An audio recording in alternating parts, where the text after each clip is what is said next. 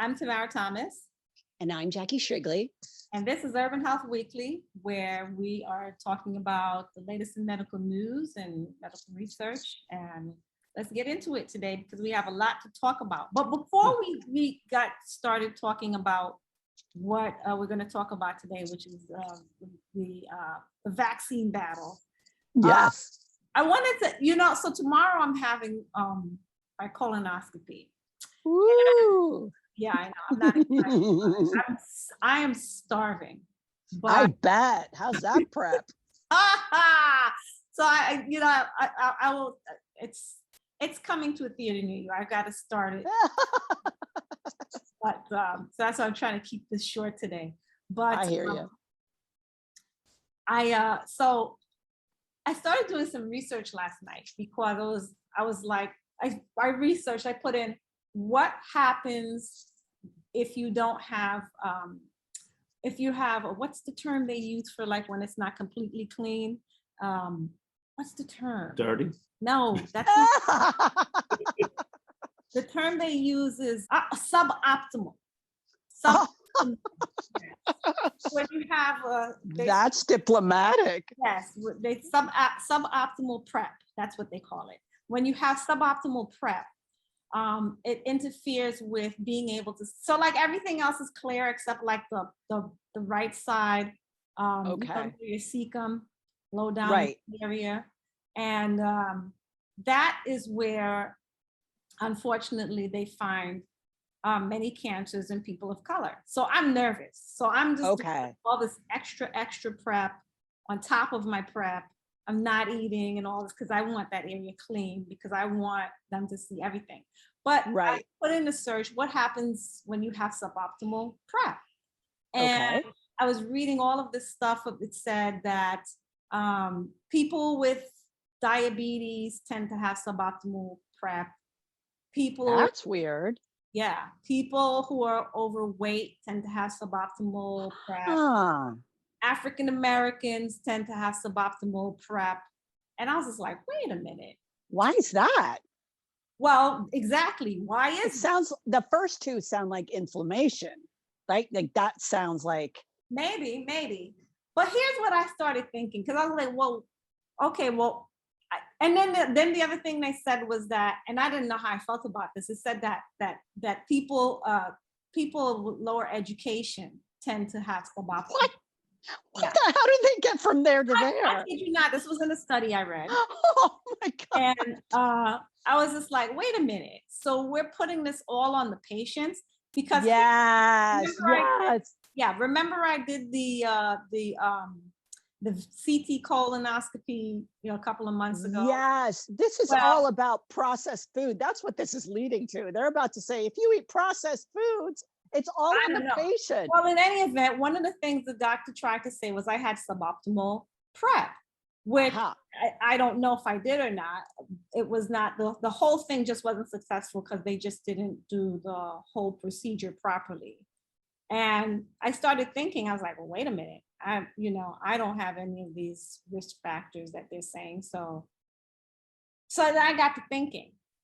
Yes. And I was thinking like, when you look at the instructions, they tell you what your end result is supposed to look like.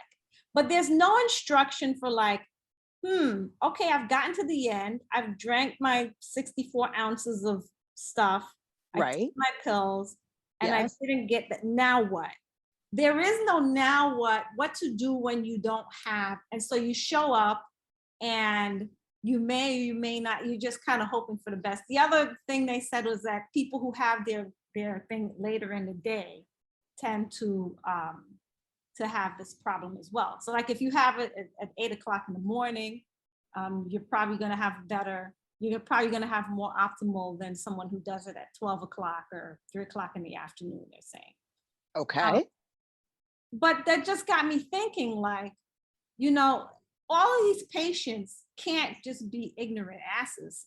You know what I mean? Like, so go ahead. Well, I was going to say, I just remember when I was working in imaging, like that was sort of like, if you didn't get a good image as the technologist, you would just be like, suboptimal, you would say basically that there was like, It's a catch-all phrase. yes, it's a catch-all phrase for my image is bad, you know, like I didn't get a good image. Right. That's why I'm still Yeah. like, that's not possible because I Right. fasted for 2 days and I did that whole thing. But in any Right. event, it's water under the bridge now. But I just started thinking about, for some people that it may be an issue for, and the other thing was, you know, How would you know if your prep is well, optional? well, that was the thing in the virtual, the tech check beforehand, send the images to the doctor, because if it's not, if they can't see anything, they can't do it, right? Oh, that's So good. In real she sent time. it, Okay. right, she sent it,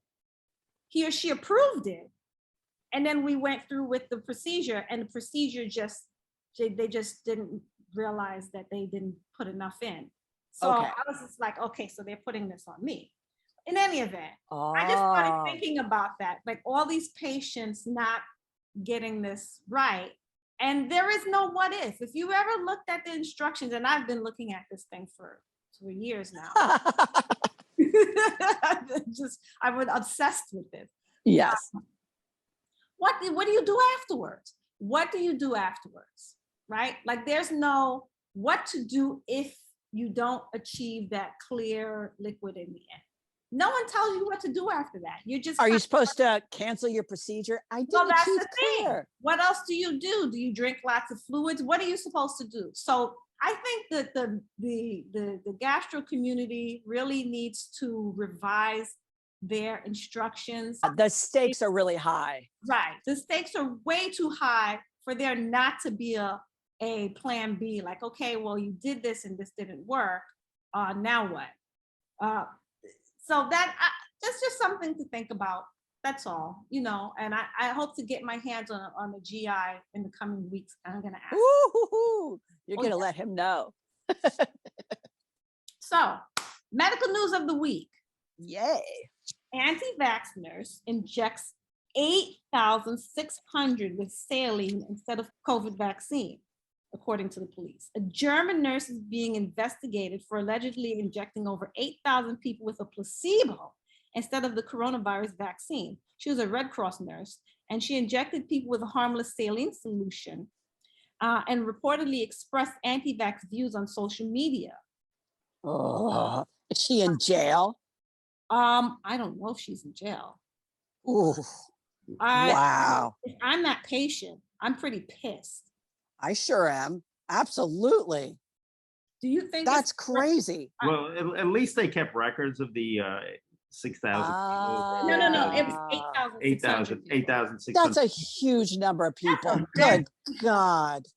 For her to, you know, it's one thing to have your views and not want to do it with your own person, but I take serious issue with when you impose your views on well, it's criminal. That's it. I mean, that's what that is. That's criminal. Yeah, absolutely. Well, she was arrested. I don't know what. Okay. What happened, you know, after that. Well, but fortunately, it happened in German, and the Germans are excellent record keepers in their healthcare.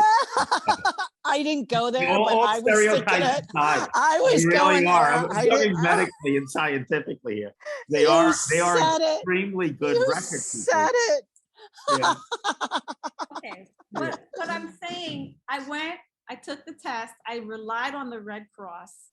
Yes. This woman represents, and she gave me salt water. And I'm walking around thinking I'm vaxxed, because remember, for a while. And oh gosh, and now you're spreading. Yeah. Right. Oh. And now I'm thinking that, I mean, they probably by now have contacted these people, but you know, what kind of exposure could they have had in between? I wonder how many people were affected by this, thinking that, okay, I'm vaxxed. And I wonder how long between when they caught her, like, how did they catch her? How did they find out that she was doing this? Well, it doesn't really cover that in that. It was covered by. No, it doesn't say that in the article. It's like very brief. And I haven't heard anything since. So shocking. Yeah. It's just so shocking. We'd probably have to go on to German news to cover that. Yeah. Well, when I looked, I don't know if it's suppressed or, you know, and I don't read German. This is bad press for the Red Cross because they're international. Sure is. So. Yeah. Sure is. The translations, I mean, we can only see the US translation, so that's probably why. I'm sure in German language, editions. There's plenty of it Yeah. over there, but it just shows that nitwits are, and that's they are abound. Universal. They're not just Americans. So there's one everywhere, you know. Well, you know what? Go ahead. You know what the Italians say? They have an expression that roughly translates to "the mother of idiots is always pregnant." Oh my God. Yeah, well, pretty much. That's a good one. Yeah. I'm writing that one down. Well, wow.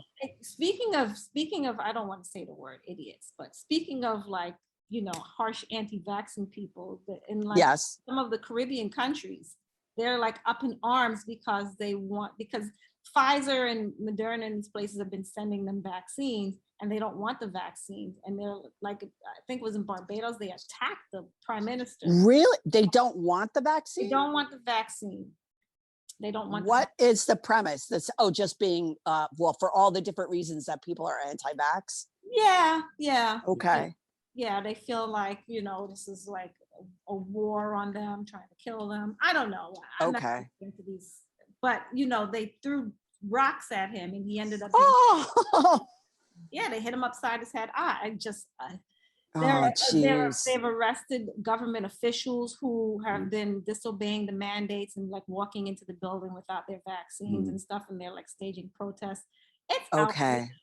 Yeah. Yeah, and I know we have a really big story to get to, which is the Pfizer finally getting its approvals. But before we do that, there is a list and a walk of shame that I thought this would be a good. And these are prominent anti-vaxxers. Well, the conservative radio hosts that have unfortunately succumbed to. Oh, yeah. So do you want to read the list? No. I leave that to you. So we know Phil Valentine. Yeah. But I think the difference between him and the rest on the list is that he actually regretted his stance once he got. He did, and he went there and said that. So I really appreciate that. That's like, you know, that's some humility. That's some bravery. Yeah. That's So he's from Tennessee, and he finally passed. So it's kind of like the Catholic Church, where if you repent before you die, you will get a good. Oh yeah, up you go to heaven, right there. Exactly. But some of the others did not repent. Well, so Florida conservative radio host Mark Bernier, he died. Then there was Tennessee Christian radio host Dr. Jimmy DeYoung.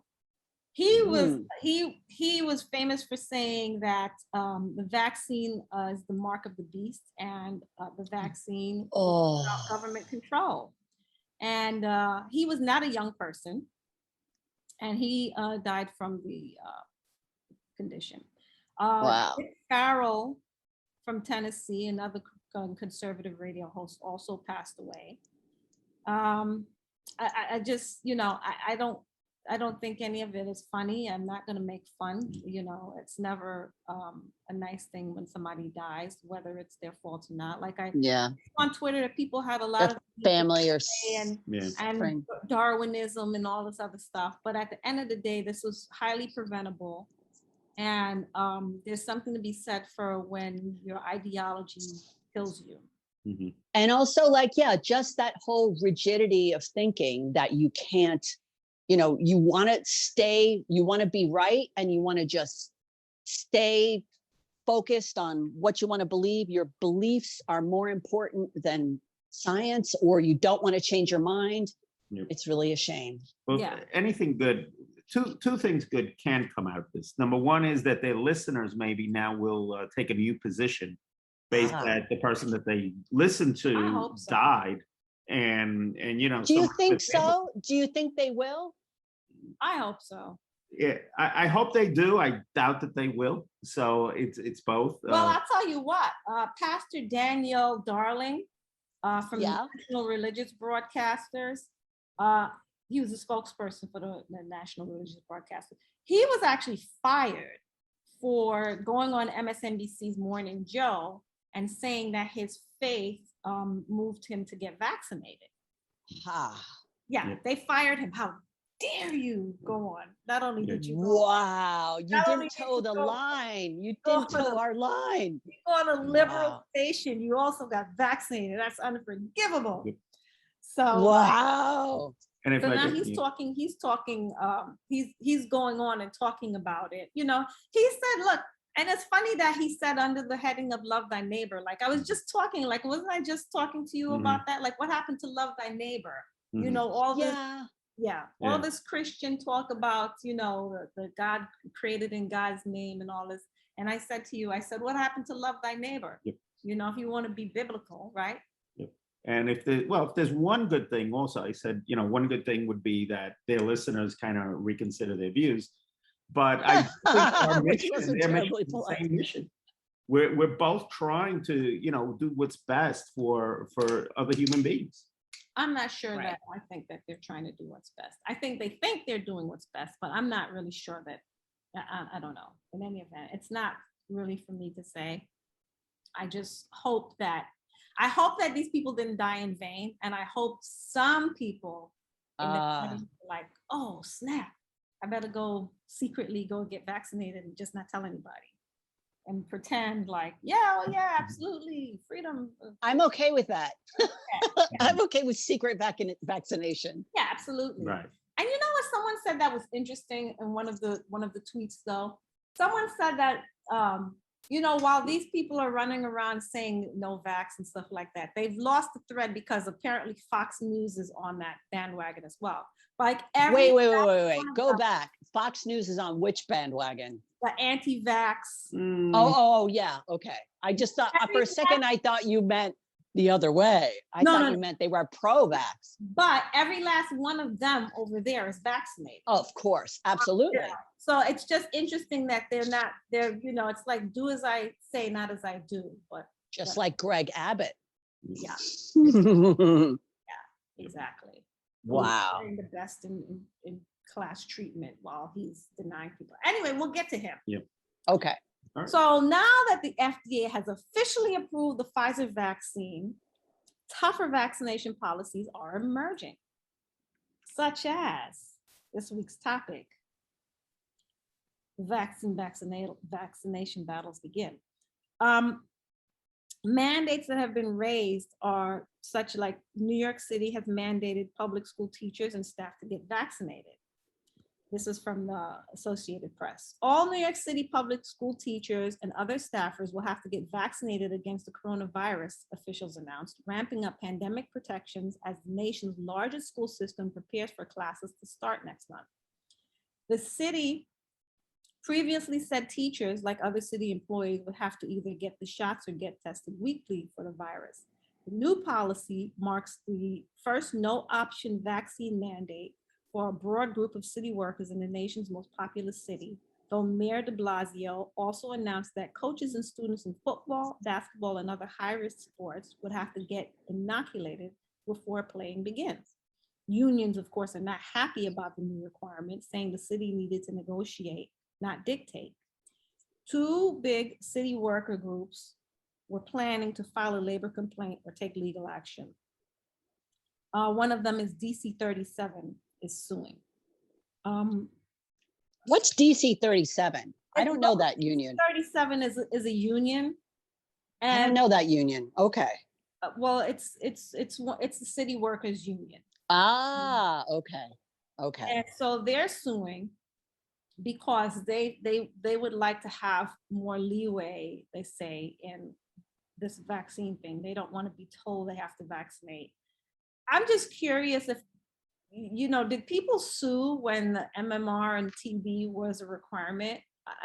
I'm just wondering how times have changed. And I know they didn't sue before. This is about like having a voice and feeling like they don't want. This is also about like, if they don't speak up, do they look like they're doing nothing for their union workers? Do you feel like that's the case?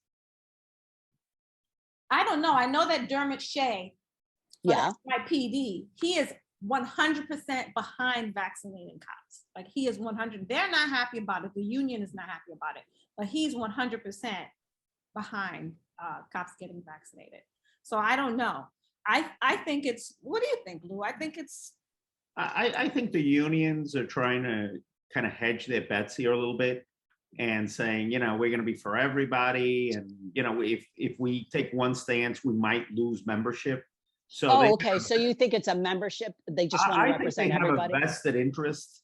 And when someone has a vested interest in something, it's a little difficult to be able to take them seriously. Right now, I think this is a health issue, not really up to the unions. When we were little kids, I'm not going to say I, because you know, people have been around.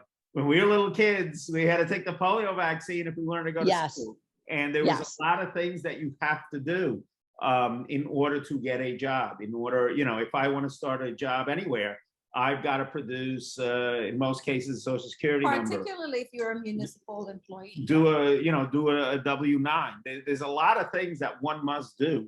Yeah, this is just standard procedure. And this is a process. And to say that the freedoms are being taken away, blah, blah, blah. And this is why this is such an important news story, that now the legality is, before it was emergency powers and all this. No, now this is 100% vetted. It's fully authorized, so we can't sit on the fence anymore about, oh, well, it's only emergency use authorization. Here's a fully authorized vaccination available to us for free. I don't understand why people are more interested in, because it's not about, see, for me, it's people keep saying, well, personal liberties and personal privacy and my rights and my body, but your body could potentially affect other people's bodies. You know, your rights end where mine begin. You may think you have the right to keep, you know, to get infected and all this other stuff, and that your juices and your berries and your fitness routine or whatever, right, or, you know, some deity is going to somehow that's going to protect you. Yeah. But what about me, who doesn't think, right, feel the way you do? If you pass by me, or you stand next to me in a line, or you come and talk to me with your maskless, unvaccinated, and this is why we're having so many different variants, because the viruses are just recombining from people who are not vaccinated and creating new vaccines. So we're going to be at this a very long time. You know, don't you think a lot of this is about people wanting the opportunity to be rude, to feel like they want to express themselves and they just want to get it out, and Absolutely. they want to make sure that they are, you know, heard. They just want to feel like I get to have my say, right, and I feel very small and disenfranchised, and I just want to be heard. And this is how I'm going to do it. And I want to exercise the opportunity to be rude too. Like if we took it, it's just impolite. You wear a mask to be gracious to others. How's that? In Asian countries, they absolutely wear their masks when they're sick, so that they don't spread it to other people. Correct. We're the only culture that, and they've been doing it for years. Yeah. We're the only culture that, you know, that's like, oh, I don't care about you, I care about me.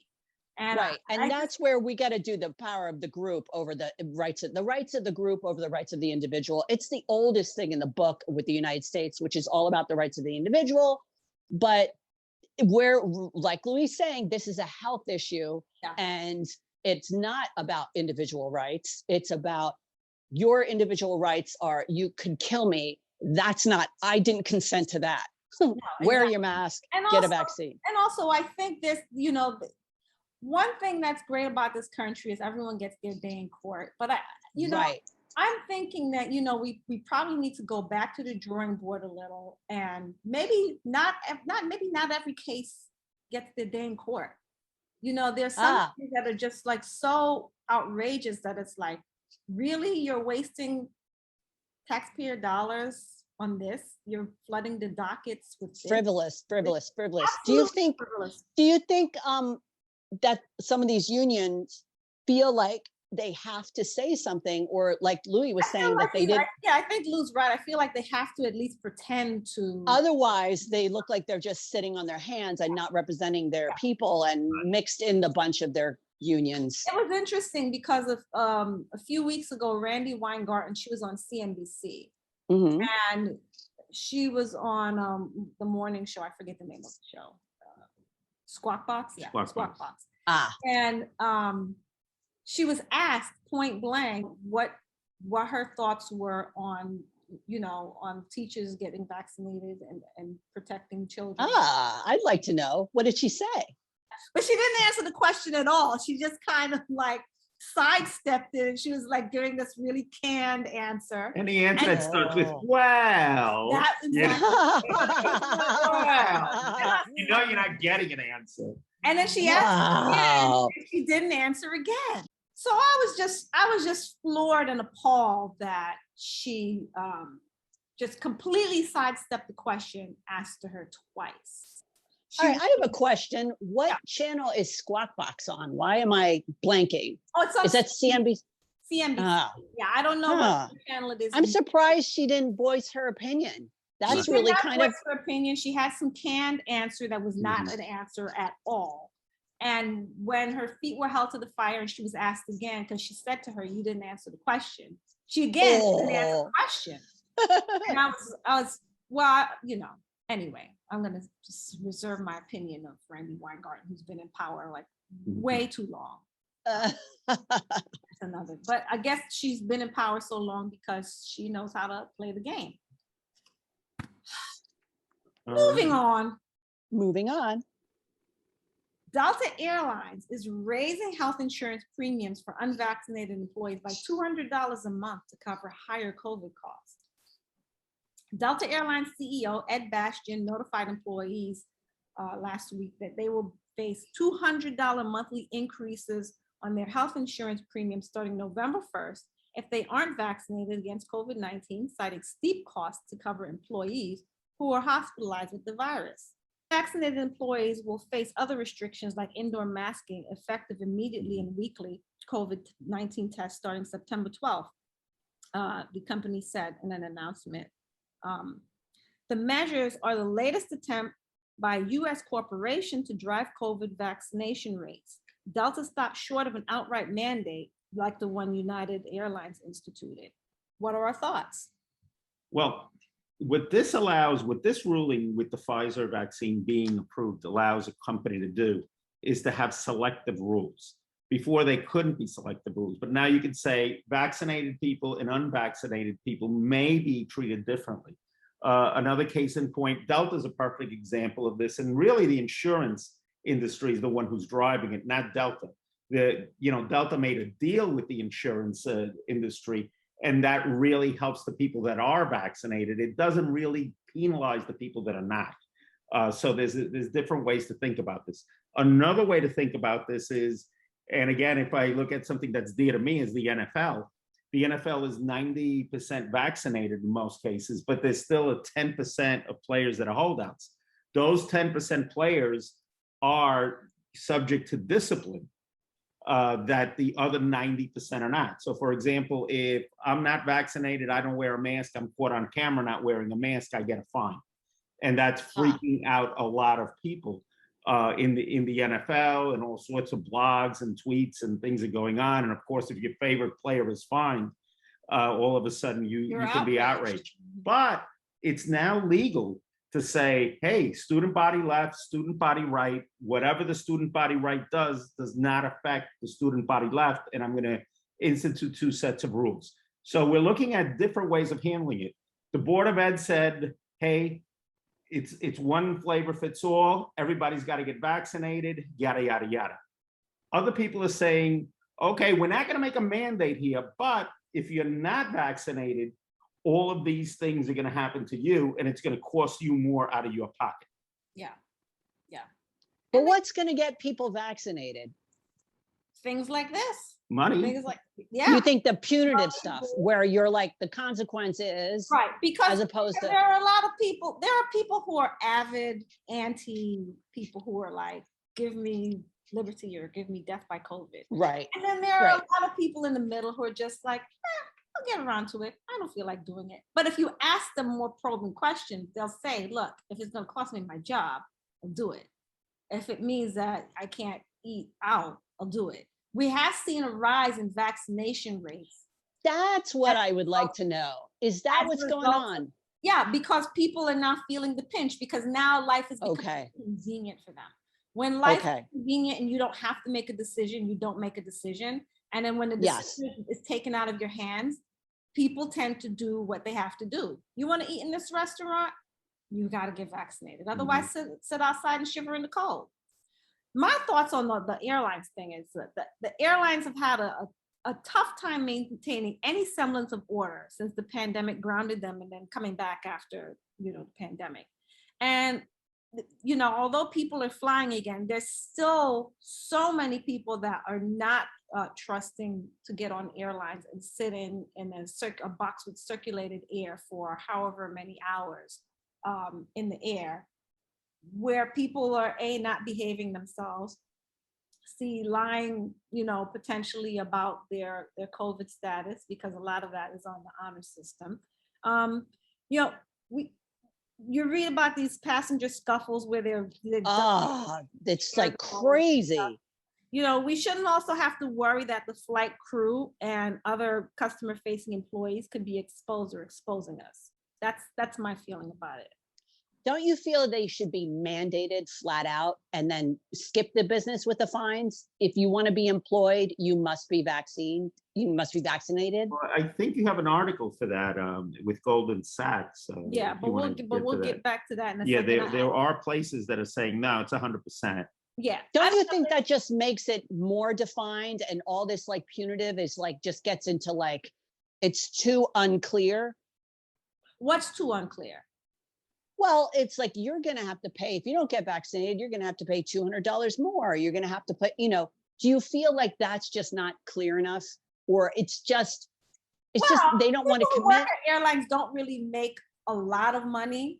Mm-hmm. So an extra $200 a month Wow. Are you saying that you feel like they should go an extra step, or? Yes, that's what I think. I think they should just say, you need to be vaccinated. That's to work in this job. That's going to be a mandate, unless you have some special. I think this is a step towards it. Well, the problem is that it is a step towards that. I think the problem you have with airlines is while they may be based in one state, like they're based in Atlanta, for example, in Georgia. Right. You have these are places that fly from country to country to country, and the staff are all over the place, and so. Right. Some people's jurisdictions are different from other people's jurisdictions. And so you have a wide swath of, when you have an employee base that's spread out all over the place with different jurisdictions and different rules, how do you make that kind of mandate? So I think they must have thought long and hard about it and said, okay, well, this is. You're saying this is an alternative to that kind of mandate that we could take without getting sued. That's what Lou said. That's a step towards. Right. It's a step. It's like just shy. Right.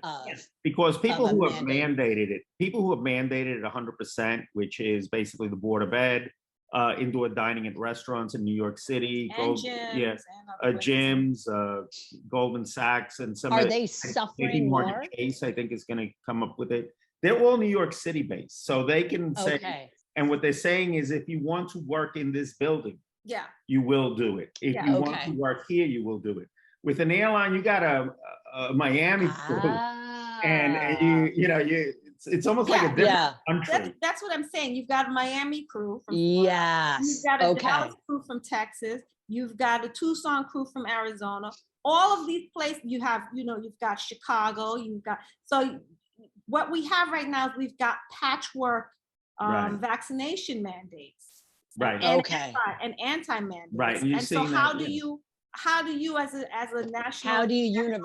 As a multinational or national, okay. How do you regulate? You can't really, like Goldman Sachs is requiring vaccines for workers and visitors.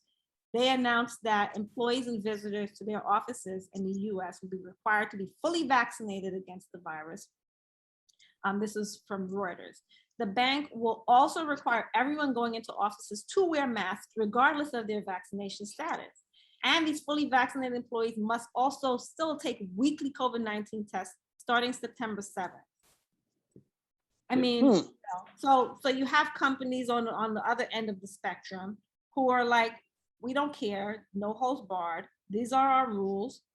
Deal with it or find a job elsewhere. Yep. So if you want to visit your money, you got to get vaccinated. You got to get vaccinated. You have to be vaccinated, and you have to wear a mask, and you have to because they understand the science. you see. Right. And science, Right. that you can be vaccinated and you can still pass it on. Look, there are people who probably can't get vaccinated because they're Right. you know, they can't get vaccinated. Like there are people who have immune issues. Right. And so you could still potentially expose vulnerable people who can't get vaccinated through no fault of their own to the virus. Do you really want to put people at risk? And then, you have older people who, even though they get vaccinated, the vaccination, the effectiveness wanes over time. So people are exposed. So they have this really no holds barred policy that's like zero tolerance. And I'm here for it. You're all for it. I'm It's here. zero tolerance. I just wonder if employees are towing the line, or if there's any resistance like there is among the public school employees and these other. Is there resistance among the public school employees in New York? Absolutely. Really? Oh, absolutely. Yeah, I think that this is going to be like a little bit controversial to say, I guess. Okay.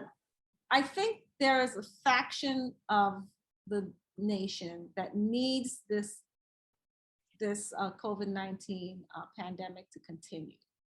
They need. Oh, because they want an opportunity to voice their opinion and feel heard? Because then, certain policies like cancel rent and it's working for them. moratorium. It's like war profiteering. It's working for them. Yes, and the checks and all of this other stuff. You get to have it both ways. I think unfortunately, I think we have a nation of people who want to have their cake and eat it too. And then there's work from home. I mean, before you had to go into the office. Believe me, I did 40 years of that. And then there's a lot of people who are doing other jobs besides they've got 2-3 jobs that they're working that they can only do from home. They can't do it if they have to go back to the office. You know what I mean? Like there are people who work at a corporation and then also freelance and doing other stuff on the side. So I'm having a little, but like what percentage do you think that could be? Because that can't be too big. I mean, maybe in New York City, when you're talking about cancel rent and all that kind of stuff. But like a lot of people, like a lot of moms who are at home. It's not just here in New York. It's all over the country. I mean, people are more vociferous here, but this is all over the country. And people are getting checks everywhere. People are getting checks. And people are working, additional jobs, and they can do that because they're working from home. Okay. I don't know anybody who's doing that. I mean, now I don't know anybody who's getting checks and like not. Well, I just read that in Inc. magazine. They had a whole thing on how to manage your 2+ jobs. Your 2+ jobs. Okay. While working from home. You have the mediocre of both of them. It gives you all sorts of hints. So it gives you all this tips for how to manage your 2+ jobs while working from home. I mean, it was a whole thing they did on that. What does that say? But look what that also says, that people need 2+ jobs. Like that. Well, but I mean, okay. I mean, you could say that, but I mean, you could also say that, look, I have an opportunity to make more money. Here's an opportunity I did not have before. And now I'm able to do it. Okay. It's an ideal situation. But here in the US, we have very unique needs. I have a need to own a Tesla or a Land Rover. I mean, and I have all these needs, but are they really needs? You know what I'm saying? It's we have a need, but do we have a need? And things have to be put in perspective. But the media has a part in it too, because there's a lot of people that are, the COVID report, to this, to that. Now, all of a sudden, I've got a gig that puts me in the forefront. So because I'm in the forefront, I get that special access. So it's allowed there to be a bit of a reshuffling of the deck.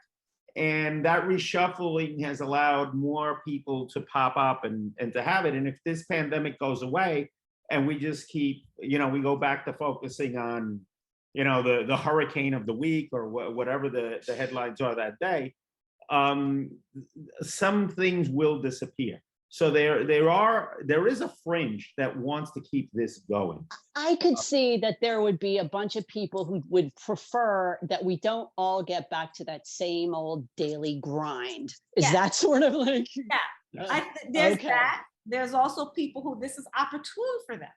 You know, I find Yes. I can wear stretch pants. I can, Right. I can sleep in. I don't have to get on transportation. I don't have to drive. I can take my meeting in my pajamas. I can do that extra gig on the side. I can be a little slothful and I can be a little like, a little lazy. Yeah. Yeah, Fair I can enough. order. I can order from my favorite local place. I don't have to do that. Not everybody is having a terrible pandemic, is what you're saying. That's what I'm saying. I'm saying, and in order for that to continue, there needs to be a pandemic to rally around. And so that's just kind of Okay. It's a theory, but It's a theory. and it's a theory that has some basis on fact. Right. And, you know, there's a lot of other reasons, you know, that people don't do it. You know, wrong science. I was one of the vocal ones at first that said I'm not ever going to take a vaccine, and now I don't want to eat my words, which is stubbornness, which we are all part of. So there's that whole psychological thing. After I was at that dinner party, and I said I wasn't going to get one because, you know, blah blah blah. You said that. Wow. I wonder what your reasons were. What were your reasons earlier? Did it come out too soon? It wasn't safe. It came out so fast. Well, yes. It was remember when it was the Trump vaccine? We don't know enough about it. First it was the Trump vaccine. Okay. There's a faction that believes that, you know, some African Americans feel that they're being experimented on. Okay. Other people believe that, you know, and I know one of these people very well, and this person also works in a major healthcare institution, that they're taking their elderberry and that's good enough. Their elderberry is a cure-all. Okay. And because of that, you know, if you go against that, then maybe that theory that the elderberry was a cure-all is wrong. So for 20 years, I've drank all these elderberry cocktails, and now it's something else. So it's all of the above. There is no one reason. There's like 20 reasons. You put them in a blender and you get a smoothie. All right.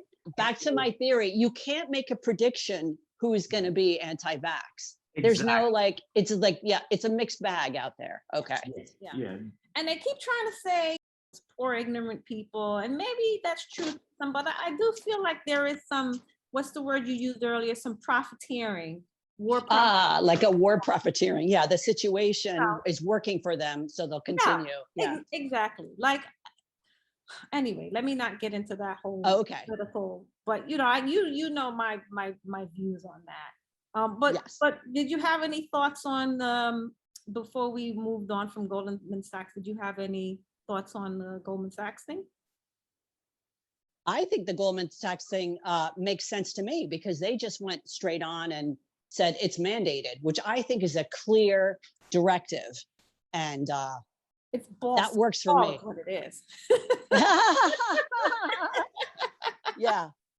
Well, so the debates around masking continue because Florida school mask mandate power struggle goes before a judge. We all know that Governor Ron DeSantis gave an order reserving mask decision for parents, and has basically said to public schools that if you try to create a mandate, I will take your funding. Wow. Yeah. I mean, the government has tried to step in and say, well, we'll help you somehow, but that's his stand. If you try to make people wear masks or make people vaccinate for any reason, I will strip you of your funding. So the power struggle over wearing masks in school to guard against coronavirus infections landed before a judge considering a lawsuit that challenges DeSantis's order. The 3-day hearing before Leon County Circuit Judge John C. Cooper pits, this is from Associated Press, pits pro-mask parents against the Republican governor and state education officials who say parents, not schools, should choose whether their children cover up inside school. At least 8 school districts representing more than 1 million Florida students were defying the governor's order as of last week. Duval County, which includes Jacksonville, became a latest district to adopt a stricter mask policy, which begins September 7th and lasts for 90 days. State education officials have vowed to financially punish districts, as I was saying, that don't comply, contending they are violating state laws unless they allow parents to opt out their children for any reason. Charles Dodson, a former judge representing parents challenging DeSantis's order, said in an opening statement that the Delta variant affects children more than previous strains and places them at greater risk in crowded schools. So That's unbelievable. Yeah. I just, it's insane. Florida's nuts. I Yeah. mean, they're nuts. Yeah, yeah. Well, I hope the lawsuit is successful and forces DeSantis's hand, because I feel like he's making a very dangerous political calculation, and I'm not sure what the end game is. What could his end game be? Happy? It's got to be his base. It's got to be that he has a powerful base that he feels like he has to respect it. I mean, or he has to like speak up for them. Don't you think that's what it is? But I don't believe that that's the, so basically he's doing the typical his special interest base. Yeah, exactly. Where you cater to a small base at the expense of like the rest. Correct. That's what I think. I can't imagine how this is going any other way. Well, Florida, you know, a lot of people say Florida and Texas are almost a different country, but yes. But one of the things that we have to remember, it's not only conservative or liberal here, it's a libertarian type approach where Correct. Florida has no income taxes and neither does Texas. Right. They don't believe in big government. They look at people in New York and New Jersey and say, oh, they pay an extra 15% in taxes. We don't want to. We Right. don't want to pay that. A lot of Floridians, first of all, nobody used to live there. Sorry if you're in Florida, I didn't mean it. But it's a lot of transplanted New Yorkers and a lot of transplanted people who have fled there. That's mostly the southern part of the Well, a lot of Florida is still very much the South. But that South also believes in small government, local right. government. So my town decides what's best for me, not the big government. You know, the more local it is, the better. So which is fine, which is why I don't. But it's not a public health issue. Why you would impose this on the entire state? But not say? Yeah, but look into his, when you look into his words, and when you look into the Texas governor's words, also, they're not necessarily saying we're going to pass a law or not pass a law. What they're saying is that the counties have the right to mandate whatever it is that they want to do.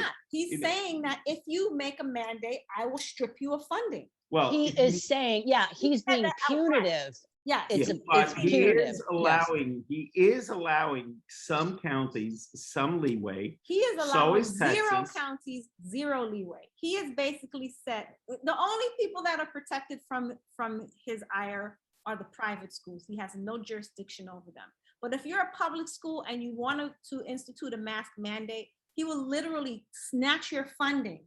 He will snatch your state funding because he is saying that the parents should make a decision. And so if let's say you have a student body of 1,000 students, if 20 parents decide that they don't want their children to wear masks, what happens to the other 980 students that do want to wear masks and do want to be protected? He is basically punishing the majority and giving power to the minority. Correct. And yes. This is the dangerous calculation that I'm saying that he's talking about, and he's pandering to this small base. Yes. Yeah. At the expense of everyone else in the state. So if he's really this freewheeling, like laissez-faire, then why do this? But there is fundamental difficulty with libertarianism in general. And here's what it is. Mm-hmm. If you are a corporation and your job as a shareholder is that you want the corporation to make profits, that's your job. If you're the chairman or the CEO of that corporation, your job is to make profits so that it pays back to shareholders. Mm-hmm. There's no incentive to do the right thing. Let's say if you're dumping chemicals in something and it's it's worth your while to continue dumping and continue polluting. Unless there's a law that makes a CEO not dump, not pollute, or, there's no reason to do it because he's beholden to his shareholders. So if it's going to cost money, the shareholders aren't going to want him to do it. They're not going to want him to do the right thing. Let's take a break. And then, we can come back and pick up where you left off. Right. And we're back. And Jackie, you were making a point about libertarianism and the flaws of the libertarian system.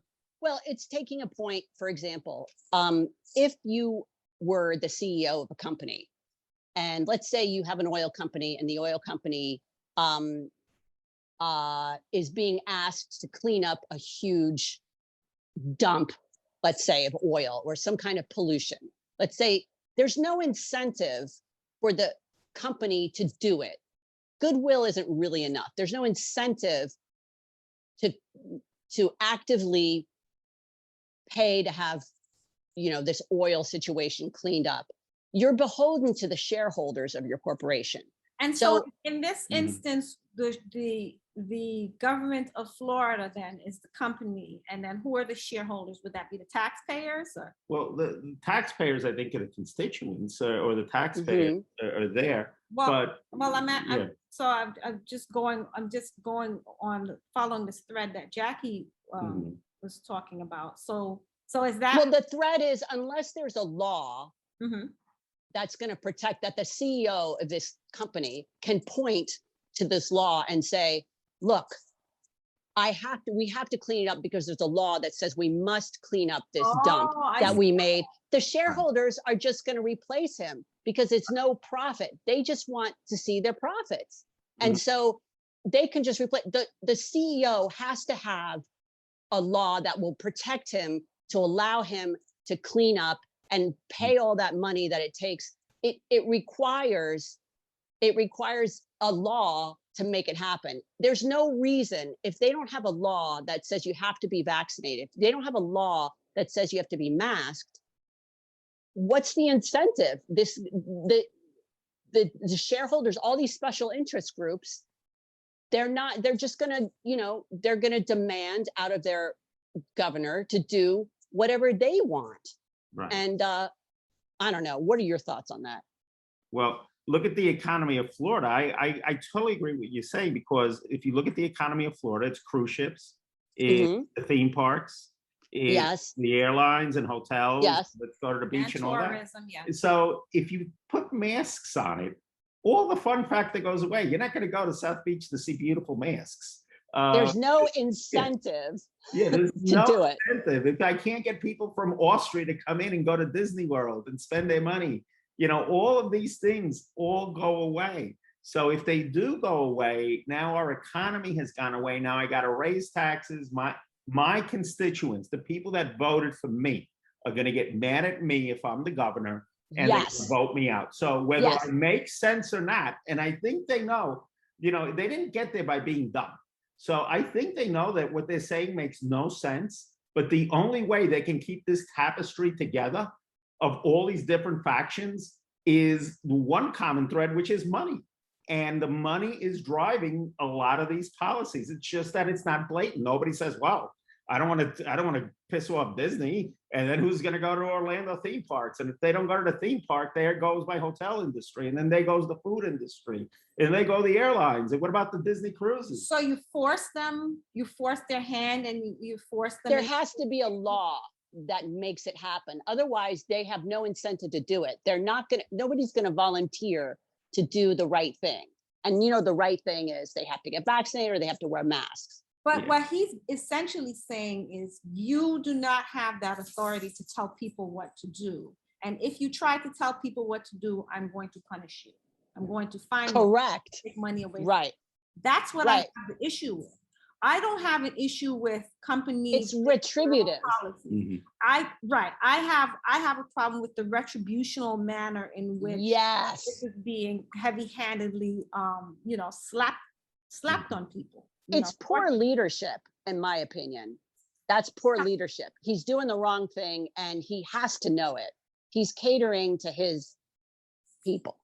yeah. If it's 52% or whatever. It's 50%, which was very well put, by the way, that cruise ship and Disney analogy. Yeah, that's exactly right. It's run by money. Yeah. And by the way, local officials in Texas, speaking of the Wonder Twins, local officials in Texas can temporarily require masks. This is according to 2 judges who ruled. Dallas County judge issues mask mandate. 2 court rulings on Tuesday cleared the way for local leaders who oppose a ban by Governor Greg Abbott of Texas, a Republican, on mask mandates to at least temporarily require face coverings to help curb a rise in coronavirus cases. Masks will also be required for county and city employees, said Andy Segovia, the city attorney for San Antonio. The chief executive of Bexar County, Judge Nelson Wolf, said that the ruling was important because many students who are too young to be vaccinated would otherwise be coming back to school with no protection. So there is a silver lining to this cloud. All is not lost in in the Thank goodness for that. in the anti-vax states. Yeah. Okay. I'll wrap up my So silver it's not lining. all bad. Yeah, my silver Okay. lining is that, now that more than 50%, Vaccinated are pushing back. Science is winning. more than 50% of Americans are Yes. now have at least have the 2 vaccines, and almost 60 have at least 1 vaccine in them. So that's quietly becoming a majority. So a lot of these views are going to change. A lot of these things are going to change. With the Pfizer acceptance of the FDA, this is allowing companies to legislate. It's not only herd immunity against the disease. I think we need herd immunity against dum-dums. And once we get to a certain percentage, I think we will be there, and that'll allow us to do what we need to do to keep everybody safe. But we All all right. got to be in it together. We all have to. It can't just be this patchwork quilt of like, give me liberty or give me death by COVID. Like this cannot continue. And I know that it feels like we keep beating the drum here on this, but it's important. It's important that people kind of step up. Vaccinate and mask up. Vaccinate, mask up, regardless of how you feel about it. You Just do it for other people. about- Just do it to be polite. do it and get it over with. Yes. We're already realizing that people don't care about politeness, as you pointed out. Just do it because you have to do it. At this point, I'll take that. I'll take doing it because your job made you or something. Yes. That it was mandated. I'm okay with that. Yeah, however you get there, just get there. As long as we all get there and we arrive at that 70%, then we can really turn the corner and we can stop this, all these factions and this warring. And I like the term you use. I'm going to use it again. It's war-profiteering that we've got. Yes. Enough of this nonsense. All right. Well, that's all the time we have today, folks. Yeah, thank you guys so much. Thank you. That was fun. Yeah, that was fun. And we'll see you next week. All right. Bye, my darling. Bye. Bye. Mwah.